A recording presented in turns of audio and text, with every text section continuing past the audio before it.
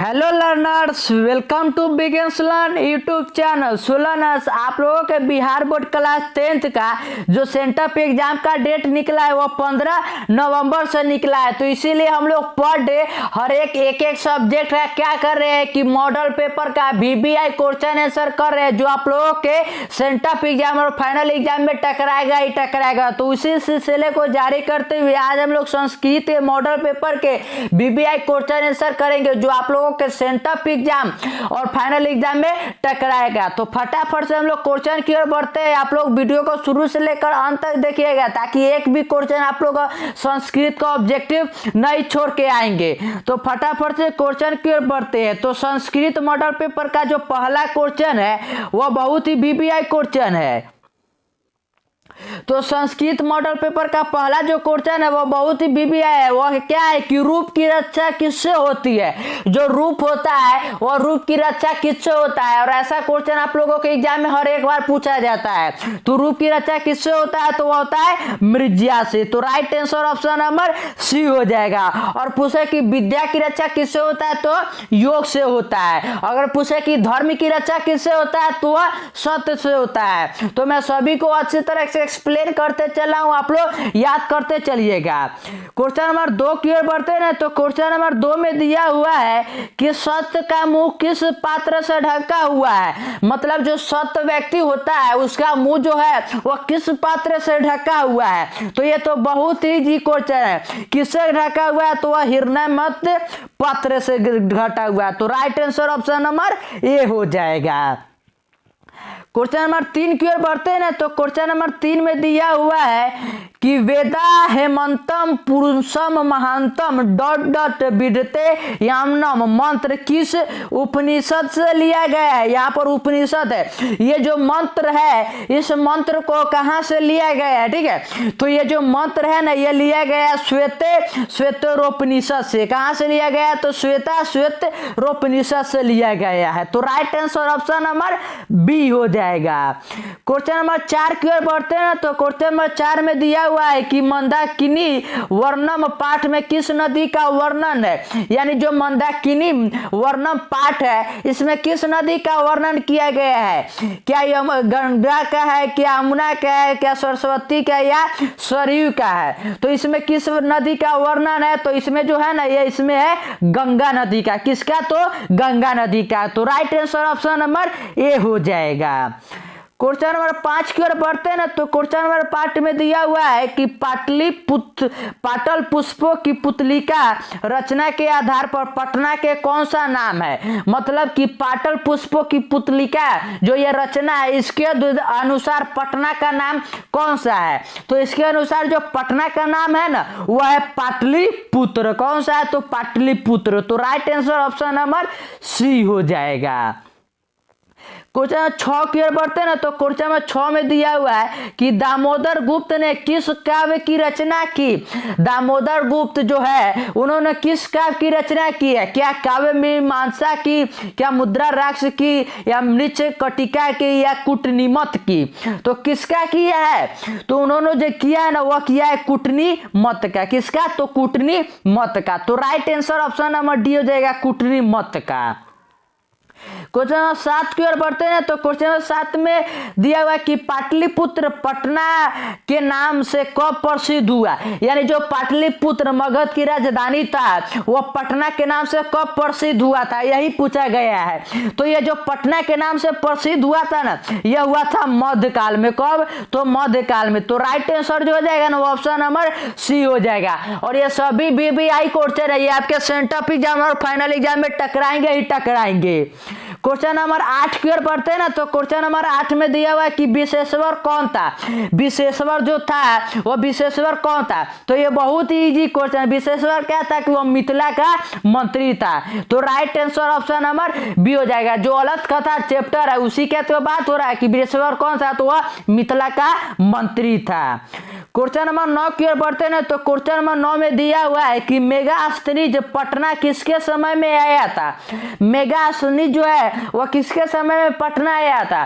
तो जब आप लोग चंद्रगुप्त मौर्य कौटिल्य के बारे में पढ़ेंगे ना तो उसी समय क्या है कि मेगास्थनीज आता है। तो right answer option number C हो जाएगा कि चंद्रगुप्त मौर्य के समय। और किस लिए आता है तो वह है ना वो अपने राजा का क्या कि राजदूत बनकर आता है यहाँ पर। क्वेश्चन नंबर 10 की ओर बढ़ते हैं तो क्वेश्चन नंबर 10 में दिया हुआ है कि याज्ञवल्क्य ने आत्मतत्व की शिक्षा किसको दी थी। यानी जो याज्ञवल्क्य ने आत्मतत्व की शिक्षा किसको दिया था यही पूछा गया है। तो उन्होंने जो ये शिक्षा दिया था उन्होंने दिया था मैत्रेयी को। किसको दिया था तो मैत्रेयी को दिया था। क्वेश्चन नंबर 11 की ओर बढ़ते हैं ना तो क्वेश्चन नंबर 11 में दिया हुआ है कि पटना का इतिहास कितना पुराना है। यानी जो हमारा पटना जिसे पहले पाटलिपुत्र के नाम से जानते थे इसका इतिहास कितना पुराना है यही पूछा गया है। तो पटना का जो इतिहास है ना यह लगभग कहा जाता है कि 2500 वर्ष पुराना है। कितना तो 2500 वर्ष पुराना। तो right answer option number C हो जाएगा। क्वेश्चन नंबर 12 की ओर बढ़ते हैं तो क्वेश्चन नंबर 12 है कि गंगा देवी का समय क्या है। गंगा देवी का समय जो है वह गंगा देवी का समय क्या है। तो गंगा देवी का जो समय है ना वह है 14वीं सदी। क्या है तो 14वीं सदी। तो right answer option number A हो जाएगा 14वीं सदी। क्वेश्चन नंबर 13 की ओर बढ़ते हैं ना तो क्वेश्चन नंबर 13 में दिया हुआ है कि आधुनिक काल की संस्कृत कवित्री कौन है। मतलब कि मॉडर्न टाइम में जो संस्कृत है उसके मतलब कवित्री कौन है। क्या तिरुमलंबा है या विजय यात्रा है या सुलभा है या पंडित क्षमा राव है। तो कौन है यदि आधुनिक काल के संस्कृत कवित्री तो कौन है तो वह है पंडित क्षमा राव। कौन है तो पंडित क्षमा राव। और ये सभी क्वेश्चन आपके एग्जाम में टकराएंगे ही टकराएंगे। तो अगर आप लोग चैनल पे नए हैं ना तो चैनल को सब्सक्राइब कर लीजिएगा क्योंकि जब वायरल क्वेश्चन होता है ना किसी भी एग्जाम का तो उसका सबसे पहले आंसर की यहीं पर मिलाया जाता है। क्वेश्चन नंबर 14 की ओर बढ़ते हैं ना तो क्वेश्चन नंबर 14 में दिया हुआ है किसके गीत देवता भी गाते हैं। किसका गीत जो है ना वह देवता भी गाता है। तो ये तो बहुत ईजी है कि भारतवर्ष का गीत जो है ना वह देवता भी गाता है। तो right answer option number A हो जाएगा भारतवर्ष के। क्वेश्चन नंबर 15 की ओर बढ़ते हैं ना तो क्वेश्चन नंबर 15 में दिया हुआ है कि प्राचीन संस्कृति की पहचान किससे होती है। यानी जो प्राचीन संस्कृति होता था जो हमारे पहले उसकी पहचान किससे होता था। क्या धर्म थे या संस्कारों थे या कर्मों से या धन से होता था। तो किससे होता था तो प्राचीन संस्कृति की जो पहचान होता है ना वह होता है संस्कारों से। किससे तो संस्कारों से होता है। क्वेश्चन 16 की ओर बढ़ते हैं ना तो क्वेश्चन 16 में दिया हुआ है कि सिमनोत्तरनयन किस प्रकार का संस्कार है। मैं जल्द से क्वेश्चन आप लोगों को ना स्पीड में क्वेश्चन करवाऊंगा। क्योंकि आप लोगों को है ना कि ऑफलाइन क्लास भी लेना पड़ता है और आप लोग जितना जल्दी करिएगा हम लोगों को बहुत सारे इसमें 100 क्वेश्चन करने हैं। तो आज हम लोग सिर्फ 50 क्वेश्चन ही करेंगे। तो इसलिए मैं फटाफट से क्वेश्चन को डील कर रहा हूँ और आंसर टिक मरवाते चल रहा। तो इसका राइट आंसर जो हो जाएगा ना वो हो जाएगा जन्म पूर्व संस्कार है। क्या है तो जन्म पूर्व संस्कार है। क्वेश्चन नंबर 17 की ओर बढ़ते हैं ना तो क्वेश्चन नंबर 17 में दिया हुआ है कि प्राचीन काल में शिष्यों को क्या कहा जाता था। यानी जब प्राचीन काल जो इससे पहले मतलब कि जो प्राचीन काल होते थे उसमें अभी तो हम लोगों को क्या कहा जाता है कि विद्यार्थी कहा जाता है स्टूडेंट कहा जाता है। तो उस प्रकार शिष्यों को उस समय क्या कहा जाता था। तो उस समय जो उन्हें शिष्यों को कहा जाता था ना वह कहा जाता था ब्रह्मचारी। क्या तो ब्रह्मचारी कहा जाता था। तो right answer option number B हो जाएगा। क्वेश्चन नंबर 18 की ओर बढ़ते हैं ना तो क्वेश्चन नंबर 18 में दिया हुआ है कि नीति श्लोक का पाठ किस ग्रंथ से संकलित है। ये तो आप लोगों को मालूम ही होना चाहिए कि नीति श्लोक का जो पाठ है यह किस ग्रंथ से संकलित है। तो नीति श्लोक का जो पाठ है यह किसे है तो यह है विदुर नीति से। किसे है तो विदुर नीति से है ग्रंथि। तो राइट आंसर ऑप्शन नंबर ये हो जाएगा। क्वेश्चन नंबर 19 की ओर बढ़ते हैं ना तो क्वेश्चन नंबर 19 में दिया हुआ है और यह बहुत ही बीबीआई है। ठीक है ऐसा क्वेश्चन आप लोगों के एग्जाम में हर एक बार पूछा जाता है कि स्वामी दयानंद के बचपन का नाम क्या था। स्वामी दयानंद जी थे जो क्या करते हैं कि आर्य समाज की स्थापना करते हैं। तो उनका पूछा है कि बचपन का नाम क्या था। क्या शंकर था क्या शिव शंकर था क्या मूल शंकर था या उमा शंकर था। तो स्वामी दयानंद जी के जो बचपन का नाम था ना वह था मूल शंकर। क्या तो मूल संकर। तो right answer option number C हो जाएगा। और ये सभी क्वेश्चन वेरी VBI है, तो आप लोग अगर याद नहीं किए तो आप लोग याद करते चलिएगा। क्वेश्चन नंबर 20 की ओर बढ़ते हैं ना, तो क्वेश्चन नंबर 20 में दिया हुआ है कि मंदाकिनी वर्णम पाठ के कवि कौन है। मंदाकिनी वर्णम जो पाठ है ये आप लोगों के संस्कृत के, उसमें पूछ रहा है कि इसके कवि कौन है। क्या तुलसीदास है, क्या व्यास जी है, क्या वाल्मीकि जी है, या कालिदास जी है। तो मंदाकिनी वर्णम पाठ के जो कवि है ना वह कौन है, तो वह है वाल्मीकि जी। कौन है, तो वाल्मीकि जी। तो right answer option number C हो जाएगा। क्वेश्चन नंबर 21 की ओर बढ़ते ना, तो क्वेश्चन नंबर 21 में दिया हुआ है कि नेच्छामी नेच्छामी किसने बारे में कहा। किसने बारे में कहा, मतलब बार बार कहा कि नेच्छामी नेच्छामी किसने बार बार, मतलब कि यह नेच्छामी नेच्छामी बार बार कौन कहता है। क्या कुंती कहता है, क्या शक्र कहता है, क्या कर्ण कहता है, या सलय कहता है। तो नेच्छामी नेच्छामी जो बार बार कहता है ना, यह कहता है शक्र। कौन कहता है, तो शक्र कहता है। क्वेश्चन नंबर 22 की ओर बढ़ते ना, तो क्वेश्चन नंबर 22 में दिया हुआ है कि कर्णशय दान वीरता पाठ किस ग्रंथ से संकलित है। यानी जो कर्ण की दान की प्रधानता वहां पर, मतलब कि जो वहां पर विशेषता बताया गया है पाठ में कर्णशय दान वीरता, तो किस ग्रंथ से संकलित है। तो ये बहुत इजी क्वेश्चन, ये तो आप लोगों को चैप्टर के स्टार्टिंग में ही मालूम होता है। तो किससे है, तो यह है कर्ण भार से। किसे, तो कर्ण भार से। आप लोग ऐसे याद रखिएगा क्या कि कर्णशय है ना, तो कर्ण से कर्ण भार हो जाएगा। ठीक है, तो right answer option number A हो जाएगा। क्वेश्चन नंबर 23 की ओर बढ़ते ना, तो क्वेश्चन नंबर 23, तो ये तो आप लोगों को मालूम होना चाहिए अगर आप लोगों ने संस्कृत पढ़ा होगा। तो क्या है कि दलित ग्रामवासी पुरुष की कथा कौन है।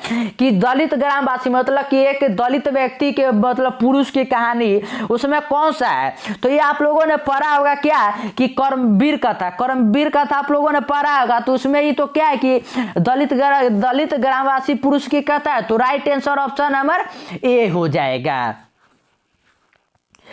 क्वेश्चन नंबर 24 की ओर बढ़ते ना, तो क्वेश्चन नंबर 24 में दिया हुआ है कि आर्यभट्टियम किसकी रचना है। आर्यभट्टियम किसकी रचना है।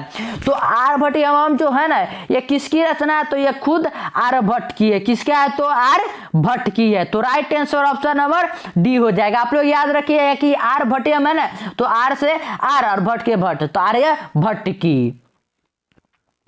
क्वेश्चन नंबर 25 की ओर बढ़ते ना, तो क्वेश्चन नंबर 25 में दिया हुआ है कि ऋण से दायी प्रणति को क्या कहते हैं। ऋण से आदि प्रणति को क्या कहते हैं। तो उसे जो कहते हैं ना उसे हम लोग कृतक कहते हैं। क्या कहते हैं, तो कृतक कहते हैं। तो right answer option number C हो जाएगा, कृतक। क्वेश्चन नंबर 26 की ओर बढ़ते ना, तो क्वेश्चन नंबर 26 में दिया हुआ क्या है कि वराहरि मिहिर द्वारा रचित कौन सा ग्रंथ है। वराह मिहिर जो है इनके द्वारा रचित कौन सा ग्रंथ है। क्या आचार संहिता है, क्या विचार संहिता है, या बृहद संहिता है, या मंत्र संहिता है।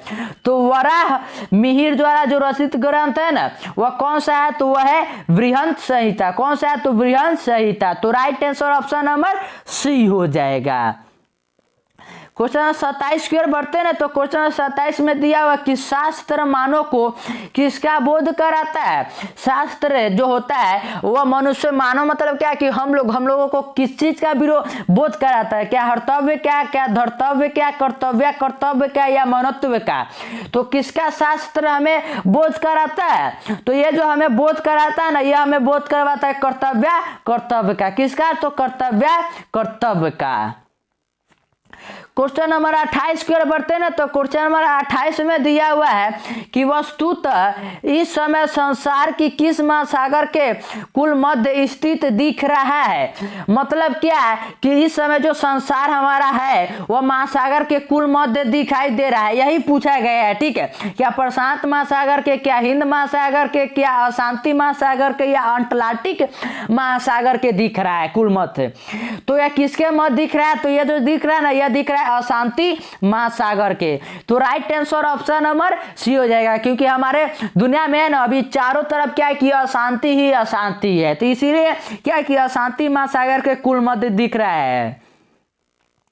क्वेश्चन नंबर 29 की ओर बढ़ते हैं ना, तो क्वेश्चन नंबर 29 में कि बनावटी आलस से दिखाकर कौन सा भोजन ग्रहण करते थे। मतलब कि जो अलस कथा चैप्टर आप लोगों ने पढ़ा होगा, तो उसमें क्या है कि जो मिथिला के मंत्री होते हैं वह आलसियों के लिए क्या करते हैं कि रहने के लिए घर और खाना पीना ये सब देते हैं। तो उसमें बनावटी आलसी बनकर कौन रहते हैं, ठीक है, यही पूछा गया है। तो उसमें कौन रहते हैं, क्या विद्वान रहते हैं, क्या मूर्ख रहते हैं, क्या धूर्त रहते हैं, या जानकार रहते हैं। तो उसमें कौन से का जिक्र है, तो वह है धूर्त का। तो right answer option number C हो जाएगा धूर्त। क्वेश्चन नंबर 30 की ओर बढ़ते हैं ना, तो क्वेश्चन नंबर 30 में दिया हुआ है कि निरुक्त का क्या कार्य है। निरुक्त का क्या कार्य है, क्या यथार्थ बोध है, क्या वेदार्थ बोध है, क्या अर्थ बोध है, या तत्व बोध है। तो निरुक्त का जो कार्य है ना, निरुक्त का वह क्या है, तो वह यथार्थ बोध है। तो right answer option number A हो जाएगा यथार्थ बोध। क्वेश्चन नंबर 31 की ओर बढ़ते हैं ना, तो क्वेश्चन नंबर 31 में दिया हुआ है कि स्वामी दयानंद ने किस नगर में आर्य समाज की स्थापना की। ये बहुत ही वीवीआई क्वेश्चन है, मैं आप लोगों को बता रहा हूँ। ये जितना वीवीआई आप लोग इस पर मार सकते हैं उतना मार लीजिए, ये आपके एग्जाम में टकराएगा ही टकराएगा। कि आर्य समाज की स्थापना तो सबसे पहले कौन करते हैं, तो स्वामी दयानंद जी करते हैं। आप लोग याद रखिएगा, आर्य समाज की स्थापना कौन करते हैं, तो स्वामी दयानंद जी करते हैं। और कहाँ पे करते हैं अगर ये पूछा जाए तो वह करते हैं मुंबई में। तो right answer option number B हो जाएगा। अगर पूछे कि समय, तो 1885 में करते हैं। कब करते हैं, तो 1885 में। तो आप लोग अगर इन तीनों क्वेश्चन को याद रखते हैं तो एक क्वेश्चन इससे जरूर है कि आप लोगों को एग्जाम में टकराएगा ही टकराएगा। क्वेश्चन नंबर 32 की ओर बढ़ते हैं तो क्वेश्चन नंबर 32 में दिया हुआ है कि विनय को कौन मारता है। विनय को कौन मारता है, बहुत ही इजी क्वेश्चन है कि विनय को कौन मारता है। तो आप लोगों ने पढ़ा होगा कौन मारता है, तो वह आकृति मारता है। तो right answer option number C हो जाएगा आकृति। क्वेश्चन नंबर 33 की ओर बढ़ते हैं ना, तो क्वेश्चन नंबर 33 में दिया हुआ है दुख का विषय क्या है। दुख का जो विषय है वह क्या है, क्या भ्रांति है, क्या शांति है, क्या अशांति है, या अक्रांति है। तो दुख का जो विषय है ना, वह दुख का विषय है अशांति, क्योंकि अशांति रहेगा तभी तो लोग दुख रहते हैं। तो right answer option number C हो जाएगा अशांति। क्वेश्चन नंबर 34 की ओर बढ़ते हैं ना, तो क्वेश्चन नंबर 34 में दिया हुआ है कि नीति श्लोक का पाठ महाभारत किस वर्ष से संकलित है। मतलब कि जो नीति श्लोक का पाठ है यह महाभारत के किस वर्ष से संकलित है। क्या वन पर्व से, क्या उद्योग पर्व से, क्या शांति पर्व से, या भीष्म पर्व से।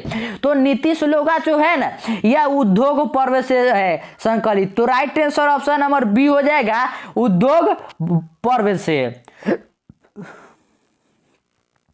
क्वेश्चन नंबर 35 की ओर बढ़ते हैं तो क्वेश्चन नंबर 35 में दिया हुआ है क्या कि महापंके प्रतियोस्थी किसने कहा। ये जो स्टेटमेंट दिया हुआ है यह किसने कहा था कि महापंके प्रतियोस्थी किसने कहा। क्या बाघ ने, क्या पथिक ने, या धार्मिक ने, या साधु ने कहा था। तो यह किसने कहा था, तो जब जो वह पंडित होता है, वह पंडित जब जा रहा होता है तो उसी समय बाघ यही तो कहता है उसे, तो बाघ कहता है। कौन कहता है, तो बाघ कहता है। क्वेश्चन नंबर 36 की ओर बढ़ते हैं ना, तो क्वेश्चन नंबर 36 में दिया हुआ है कि व्याघ्रपति के कथा पाठ में किसके द्वारा दुष्परिणाम का वर्णन किया गया है। कह रहा है कि जो व्याघ्रपति कथा है इसमें किसके दुष्परिणाम का वर्णन किया गया है। क्या क्रोधी का, क्या लोभ का, क्या मोह का, या काम का किया गया है। तो यह तो बहुत ही इजी क्वेश्चन है। क्या है कि उस समय जब बाघ उसको कहता है कि मैं बुरा हो चुका, मेरे कंगन ले लो, और वह पंडित जब जाता है तो वह क्या करता है कि वह लोभ में ही तो जाता है, यानी लालच में ही तो जाता है। तो लालच में ही तो उसका दुष्परिणाम हो जाता है, उसे जानवर वह शेर क्या है कि खा जाता है मारकर। तो इसका right answer option number B हो जाएगा लोभ में। तो आप लोग क्या करिएगा ना कि लोभ में नहीं पड़िएगा, ठीक है। क्वेश्चन नंबर 37 की ओर बढ़ते हैं ना, तो क्वेश्चन नंबर 37 में दिया हुआ है कि स्वामी दयानंद का परिवार किसका उपासक था।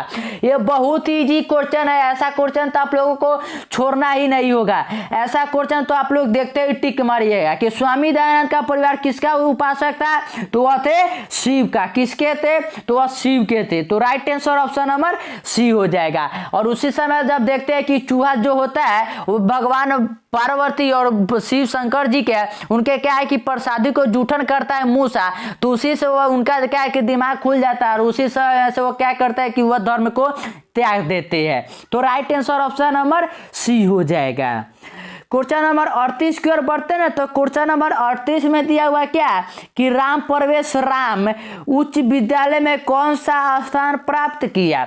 राम प्रवेश राम जो था वह उच्च विद्यालय हाई स्कूल में कौन सा स्थान प्राप्त किया था, क्या पांचवा या तीसरा या दूसरा या पहला प्राप्त किया था। जो कर्मवीर का था आप लोगों ने पढ़ा होगा ना, उसी के तो बारे में यहाँ पर जिक्र है। तो राम प्रवेश राम कौन सा स्थान प्राप्त करता है, तो वह पहला स्थान प्राप्त करता है। कौन सा, तो पहला। तो right answer option number D हो जाएगा, पहला। क्वेश्चन नंबर 39 की ओर बढ़ते हैं ना, तो क्वेश्चन नंबर 39 में दिया कि आचार का हनन किससे होता है। आचार का हनन किससे होता है, क्या अलक्षण तो होता है, क्या सुलक्षण तो होता है, या क्या काम से या क्रोध से होता है। तो आचार का जो हनन होता है ना, मैं आप लोगों को बता दूं कि वह क्रोध से होता है। किससे होता है, तो क्रोध से होता है। और आप लोग ऐसे क्वेश्चन को ना आप लोग छोड़िएगा ना, ऐसे क्वेश्चन को आप लोग याद करिएगा। ऐसा क्वेश्चन ही आप लोगों के एग्जाम में पूछा जाता है। और अभी तक अगर आपने चैनल को सब्सक्राइब नहीं किया ना, तो आप लोग चैनल को सब्सक्राइब कर लेंगे, ठीक है। क्योंकि जब आप लोगों का सेंटर पे एग्जाम का क्वेश्चन वायरल होगा ना, तो सबसे पहले एक दिन पहले ही मैं आप लोगों को उसका आंसर की प्रोवाइड कर दूंगा। इसलिए आप लोग चैनल पे नए हैं तो चैनल को सब्सक्राइब कर लीजिएगा। क्वेश्चन नंबर 40 की ओर बढ़ते हैं ना, तो क्वेश्चन नंबर 40 में दिया हुआ है कि भारतीय संस्कृति की अद्वितीय विशेषता क्या है। जो हमारी भारतीय संस्कृति है उसकी अद्वितीय विशेषता क्या है। तो ये तो बहुत इजी क्वेश्चन है। क्या है, तो संस्कार। हमारे मतलब भारतीय संस्कृति का सबसे विशेषता क्या है कि वह संस्कार है। तो right answer option number A हो जाएगा। क्वेश्चन नंबर 41 की ओर बढ़ते हैं ना, तो क्वेश्चन नंबर 41 तो बहुत इजी क्वेश्चन है। इसका तो आप लोगों को देखते ही टिक मारना है कि पाटलिपुत्र वैभव पाठ में किस शहर का वर्णन है। पाटलिपुत्र वैभव में किस पाठ का वर्णन, वेरी इजी। किसका है, तो पटना का है। आप लोगों ने ये तो पाटलिपुत्र से ही आप लोग ऐसे बता सकते हैं। किसका है, तो पटना का है। तो right answer option number C हो जाएगा। क्वेश्चन नंबर 42 की ओर बढ़ते हैं ना, तो क्वेश्चन नंबर 42 में दिया हुआ है इंद्र ने कर्ण से छल क्यों किया। पूछ रहा है कि जो इंद्र भगवान है वह कर्ण से छल क्यों किया था। तो ये तो आप लोगों ने जब कहानी पढ़ा होगा तो उस समय मालूम होगा क्या कि उसको मतलब कि जो कर्ण हो मतलब जो इंद्र होते हैं वो अर्जुन की सहायता करने के लिए तो क्या करते हैं कि कर्ण के छल करते हैं और उसका जो कवन जो कुचर होता है उसे ही आप लोग क्या है कि वह मांग लेते हैं। तो right answer option number C हो जाएगा, अर्जुन की सहायता के लिए। क्वेश्चन नंबर 43 की ओर बढ़ते हैं ना, तो क्वेश्चन नंबर 43 में दिया हुआ है कि कर्ण भार रूपक के रचनाकार कौन है। जो कर्ण भार चैप्टर है जिसमें कर्ण की व्याख्या किया गया है उसमें पूछ रहा है कि इसके रचनाकार कौन है। क्या कालिदास जी है, क्या महर्षि व्यास जी है, क्या भवभूत है, या महाकवि भास है। तो कर्ण भार के जो लेखक है ना मतलब कवि जो है रचनाकार वह कौन से है, तो है महाकवि भास। कौन है, महाकवि भास। तो right answer option number D हो जाएगा। क्वेश्चन नंबर 44 की ओर बढ़ते हैं ना, तो क्वेश्चन नंबर 44 में दिया हुआ है क्या कि अराज किसे कहा गया है। अराज जो है वह किसे कहा गया है। तो अराज जो कहा गया है ना यह कर्ण को कहा गया है। किसे कहा गया, तो कर्ण को कहा गया है। जो कर्ण भार चैप्टर है उसके बारे में है। तो अराज किसे कहा गया, तो कर्ण को। क्वेश्चन नंबर 45 की ओर बढ़ते हैं ना, तो क्वेश्चन नंबर 45 ये बहुत ही वीवीआई क्वेश्चन है। ऐसा क्वेश्चन आप लोगों के एग्जाम में पूछा जाता है और हो सकता है कि आप लोगों के सेंटर एग्जाम और फाइनल एग्जाम में पूछा जाए कि अपने और पराजय की गणना कौन करता है। कौन करता है, जो अपने और पराजय की गणना कौन करता है। क्या विशाल हृदय वाला, संकुचित हृदय वाला, दुर्दन या सज्जन करता है। तो कौन करता है, तो जो करता है ना वो करता है संकुचित हृदय वाला। कौन करता है, संकुचित हृदय वाला। तो right answer option number B हो जाएगा।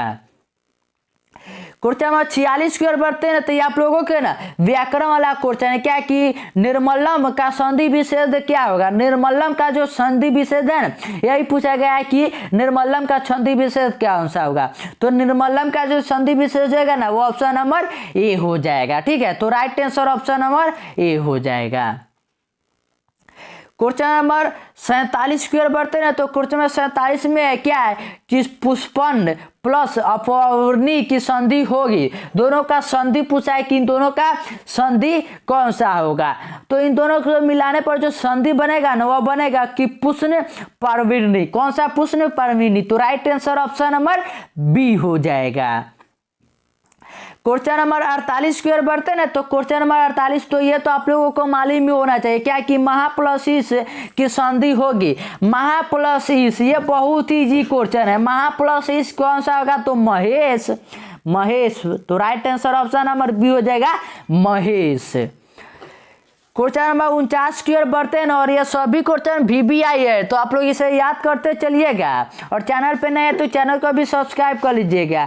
क्या है कि जंतु निर्हितों की कौन सी संधि है। ये जो पूछ रहा है कि जंतु निर्हितों ये कौन सी संधि है। क्या स्वर संधि, व्यंजन संधि, विसर्ग संधि या पूर्व रूप संधि है। तो ये कौन सा संधि है। तो बहुत ही ये है विसर्ग संधि। कौन है। तो विसर्ग संधि। क्वेश्चन नंबर 50 की ओर बढ़ते हैं तो क्वेश्चन नंबर 50 में कहा गया क्या कि अथर्वोभावो का विगर्भ क्या होगा। अथर्वोभावे का विगर्भ क्या होगा। तो इसका जो राइट आंसर हो जाएगा ना, वो हो जाएगा कि अथर्स अभावे, अथर्स अभावे। तो right answer option number A हो जाएगा। और ये सभी क्वेश्चन आपके एग्जाम में टकराएंगे, तो आप लोग क्या करिएगा कि इसके PDF के लिए आप लोग हमारे चैनल पर जाके, उसका मैंने लिंक डिस्क्रिप्शन बॉक्स में दे दिया, तो वहां से आप लोग जाकर इस PDF को डाउनलोड कर लीजिएगा। सभी क्वेश्चन को याद कर लीजिएगा, ताकि एक भी क्वेश्चन आप लोग ना अपने एग्जाम में नहीं छोड़ कर आए।